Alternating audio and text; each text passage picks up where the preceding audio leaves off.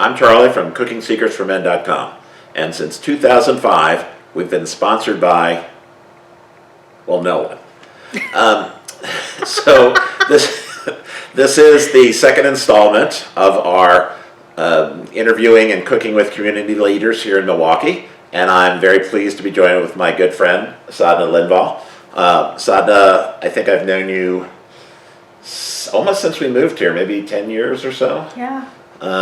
So I know Sadhna from both the community and then from personally, but she is one of our community leaders here, and I wanted to chat with her about her work. Right now she's currently the president of the Shorewood Foundation.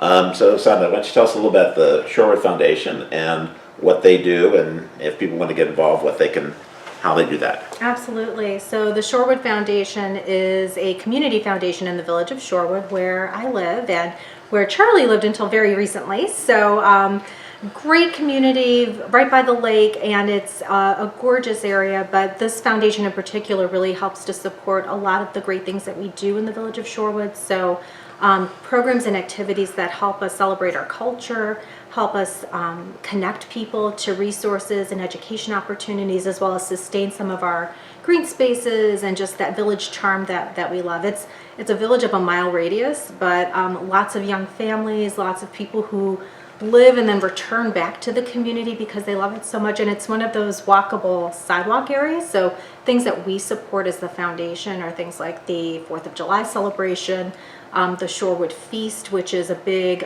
open table event. It's almost like a big block party on Oakland Avenue, and a number of other activities. To get involved, obviously we are a community organization. We are volunteer based, so we have a beautiful group of volunteers who serve on our board, and we designate funds to these different activities. So by volunteering, by giving to shorewoodfoundation.org, really just being a part of what we do in the community, and we love to have volunteers help us. So if you're interested, let me know. Right. So you and I also, as I lived in Shorewood for 11 or 12 years, we served together on the Shorewood Human Relations Commission Education Committee. Since I moved to Shorewood, from Shorewood down here to the downtown area, I'm also now a volunteer because I can't, if I'm not a resident, I can't be there. So, but I love the work. I love working within the education area. So why don't you speak to some of the education opportunities and things that we've done kind of as a group over the time you've been involved? Absolutely. So a guy named Charlie introduced me to the Human Relations Subcommittee on Education, and I'm really blessed that happened because I've been really fortunate to not only get to know a number of people I wouldn't have intersected with otherwise, but we've been able to bring educational opportunities and really just opportunities for discussion, educational tools and resources to help people make informed decisions, and especially in this post-pandemic world, just to really bring people together in a safe way where we can talk about things that are really meaningful to our community. So whether it's regarding race or housing or other activities, or really celebrating some of the achievements we've had in our community. One of our committee members, for example, is in the process of working with other partners to bring a documentary to our community that talks about the Meswood relationship between the Shorewood High School and Meswood High School. So great things like that are really happening, and it's kind of the brainstorm of this small but mighty group. Okay.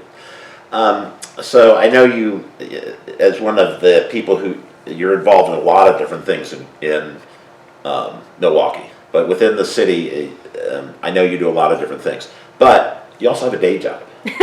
Yeah, I do. So briefly tell us about your day job. Sure. I recently joined Freighted Health and their experience management team. So I'm a project manager with that group.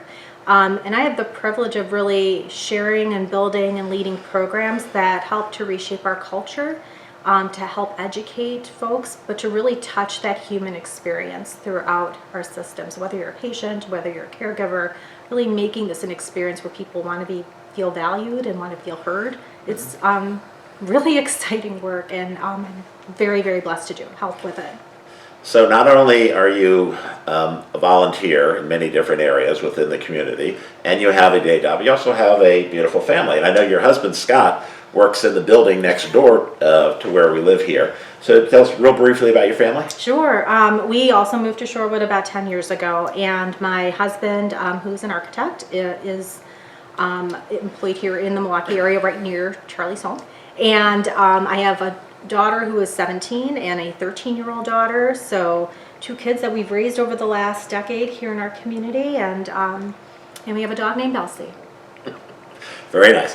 So the impetus for this type of interview cooking segment came out of the show Selena Plus Chef, which I believe I'm probably the only person that has seen it.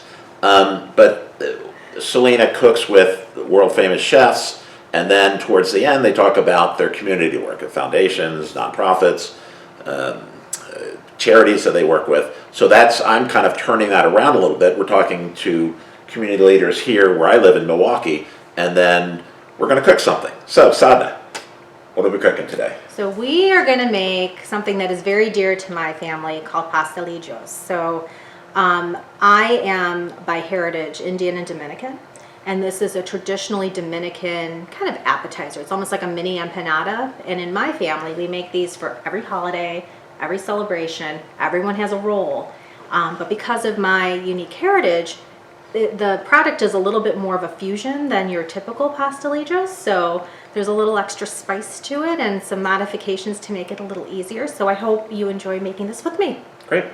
Well, we're going to move over to the cooking area now, so give us a little minute to set up, and then we'll be right back. So the first thing we're going to do is marinate the meat. It's about 1 pound of ground beef. You can always go a little more if you are entertaining lots of people, so just be mindful of doubling up the other parts of the recipe for that too. Into this meat we're going to add 2 teaspoons of cumin powder, so powdered cumin seed. All right, so cumin, that's the Latin influence. And then just a little salt and pepper to get things going. And then some black pepper. And then just kind of stir it up a little bit so it can get its seasoning in. We can always update, adding more or a little less. So we're going to mix this together, and it's going to sit while we make the sofrito, correct? Correct. We'll continue to mash that up a little bit more. Okay. I'll set that over. And now we will start with our sofrito. So this is basically just a little sauce that we're creating from fresh vegetables to not only marinate and just also kind of give a little flavor to the meat. So what we're going to start with is with a tablespoon or so of salt or of oil, just regular vegetable canola oil. Right? Mm-hmm. Yeah. Vegetable or canola. All right, so we're going to add 1 large onion that's chopped, 2 to 3 tomatoes, also chopped.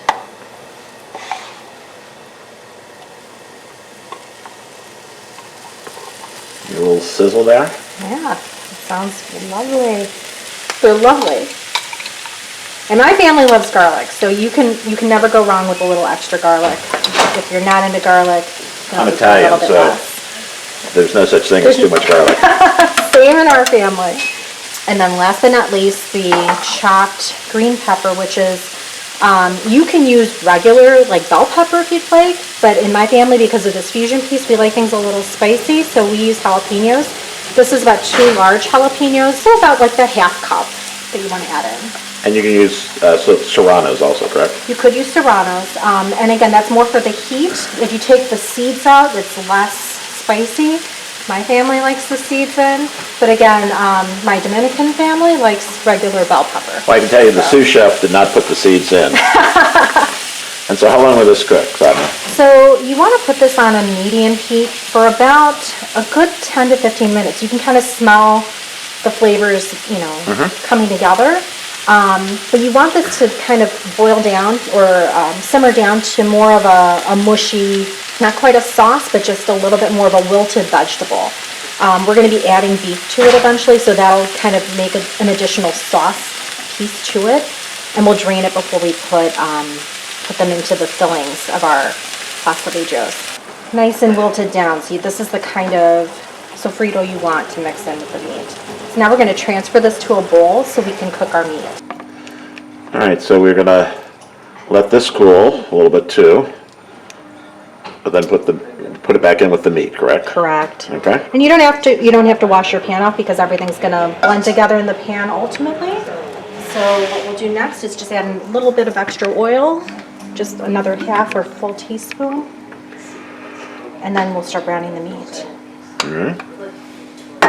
So now we're gonna brown the meat. All right. That oil nice and hot, and you should be able to smell the cumin and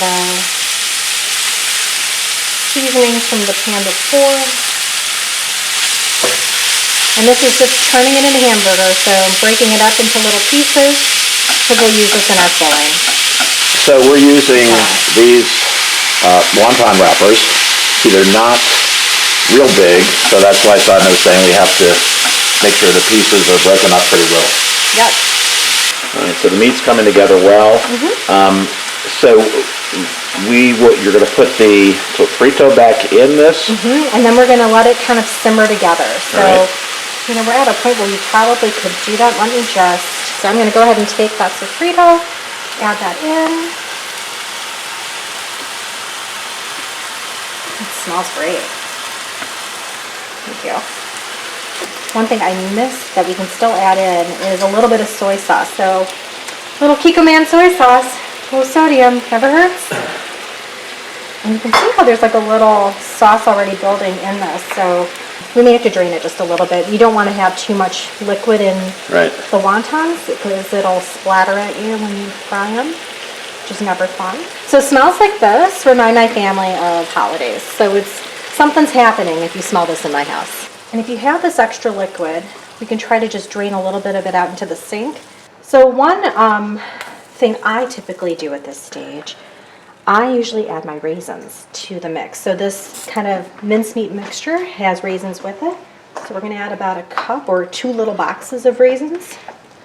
And what happens when it's in the hotter liquid that I like, the heat plumps them up. So when you're actually putting them into the pastelillos, they get a little bit more texture to them than they would as a shriveled raisin. All right, so we're going to let this continue to just kind of cool off. Simmer and absorb. Correct, and the heat's off, so we're just letting it, I can even move it over a little bit in a sec, but we're just going to let it sit, cool down so it's easy to the touch so we can assemble. Okay, and as soon as that's cooled, we'll put together the empanadas. Okay, so the meat and sofrito has cooled sufficiently to be able to handle it so it wouldn't burn you. So Sadhna, go ahead and let's put these bad boys together. Absolutely. So we're going to take one wonton at a time, and again, if you have those little discs or other circles, you can use them, but we're just using these wonton wrappers you can get at the grocery store. And because this is finger food, they're more appetizers than a full meal. You just put about a teaspoon or maybe half a teaspoon of the meat. You don't want too much or it'll start to spill out. We have a little dish of water. Just kind of line the edges of the wonton with it. You can do that with your finger, and again, we did wash our hands. And then just fold this over.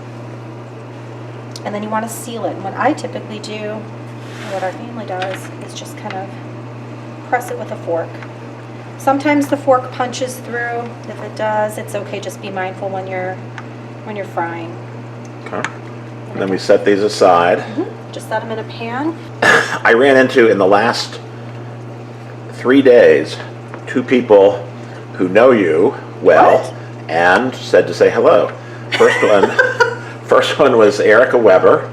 Oh. Now Erica Whitmore, but Erica saw her on Wednesday night. We went to the new Bridgewater Grill on First Street down where the old Horny Goat used to be. Yes, how was that? It was very nice. And then on Thursday night, I ran into Vincent Lyles. Oh my goodness. And Vincent said to say hello. You'll have to bring him on the show. Well, I asked Vincent if he wanted to do it, and he said, "Oh, I don't cook." So I said, well, we'll see if we can get you on anyway. All right, so Sadhna's going to finish up making the first batch of these, and then we're going to move over to the stove, fry them, and we'll sit down and taste them. Perfect. All right, so that's the last one. There we go. Now we'll walk on over to the stove. Okay, so we're gonna get ready to fry these, and we're gonna put about a cup of oil, just enough to kind of get the pan going, and we can always add more if needed. All depends on how many of these you're frying up, not just little ones. All right, so we're gonna give this guy a test. Let's see how ooh, that's, yeah. It is pretty hot. It's bubbling. Sizzling in there. Yeah, we're gonna go with 5 to start with. In just a couple minutes, we're just pan frying it lightly, just like these are wontons, so it does not take much time to sizzle them through. So you can kind of see that's golden nice. already. Yeah. Nicely browned. See that? It didn't take that long at all. No, just a couple minutes. So yeah, don't walk away once you put these in. And now you see this one had a little extra juice in it, so just be careful. Right, the liquid from the sofrito and the beef. Yep. All right, well, we're gonna let these drain. We're gonna put them on a plate. We're gonna sit down and enjoy them. And thanks, Sadhna, for her visit today. We'll be back in just a minute. All right, so we've plated these beautiful Dominican empanadas. Sadhna, tell us what the sauce is. Yeah, so typically in my family, what we will do is create kind of like it's almost like a pico de gallo. So it's just fresh onions, tomatoes, more green peppers. Again, hot is always great in my house. We throw in a little chili and sometimes a little turmeric to just kind of give it a bit of an Indo flavor. Salt and pepper, just mix it up. But that is our salsa to go with our. All right, let's give them a taste test. All right. Grab a little. Cheers. Grab a little salsa. And whoops, I don't need all that cilantro on mine. Yeah, the cilantro was just garnish on this one, so. What do you think? Delicious. Good. Crunchy wrapper on the outside. The meat and the flavoring inside is stupendous. And you get a little kick from the pico. It's a great appetizer with beer or for like a party outside. Again, we use it for family traditions, so it's our family to yours. Enjoy. Well, I might have to have one more. But I wanted to thank Sadhna for being my guest today. Got a Cooking Secrets for Men Hey! apron. Yay, thank you. Sure. You give me a great meal and I give you an apron. So I can make more. I love it. Thank you. It's a gift that keeps giving. Sadhna is just one of thousands of people in our area and millions around the world who do volunteer work, who are just in the shadows. No one really knows a lot about what they do, so I'm glad that we could kind of chat about your community work here, and it's greatly appreciated, as I'm sure you know. But again, thanks for the meal. Absolutely. Thanks for your service, volunteer service, that is.